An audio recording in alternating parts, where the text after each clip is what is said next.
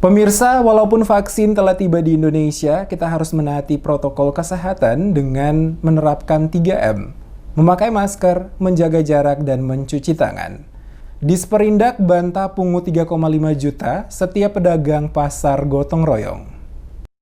Dinas Perindustrian dan Perdagangan atau Disperindak Kota Ambon membantah adanya pungutan 3,5 juta dari pedagang yang menempati lapak pada lantai 3 Pasar Gotong Royong yang berlokasi di Jalan Yosudarso, Ambon. Hal tersebut disampaikan langsung oleh Sekretaris Disperindak Kota Ambon, Janes Apono, saat diwawancarai sejumlah wartawan di Balai Kota Ambon, Kamis 7 Januari. Menjelaskan surat yang disampaikan kepada mereka langsung dari Kepala Dinas Disperindak Peter Lewol hanyalah surat permohonan untuk membantu membersihkan lokasi lantai 3 Pasar Gotong Royong yang telah dipenuhi sampah. Dirinya mengatakan surat tersebut diberikan kepada mereka karena dinas tidak mempunyai anggaran pembersihan lokasi lantai 3 Pasar Gotong Royong yang telah lama dipakai oleh para pengungsi, sehingga lokasi pasar lantai 3 kotor dengan sampah dan juga banyak lapak-lapak yang telah rusak. Oleh karena itu ditanya mengenai lapak yang akan dijual kepada pedagang sebesar 3,5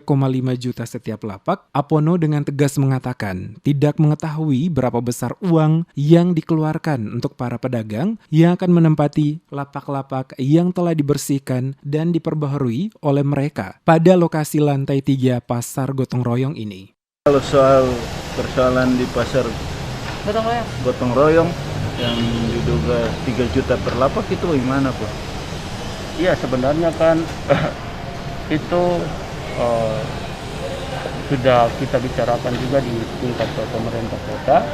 Untuk kegiatan itu sebenarnya kan mereka hanya membantu pemerintah kota menyiapkan, memfungsikan lantai 3 itu secara baik, karena selama ini kan lokasi lantai 3 itu tidak pernah difungsikan dan kotor jadi tempat pembuangan sampah, sehingga para pedagang mencoba untuk memfungsikan dia dan kini sudah mulai difungsikan. Berarti 3 juta itu untuk biaya kebersihan, Pak? Iya, itu biaya kebersihan dan mereka menyiapkan segala macam itu untuk pembuatan kios itu sendiri.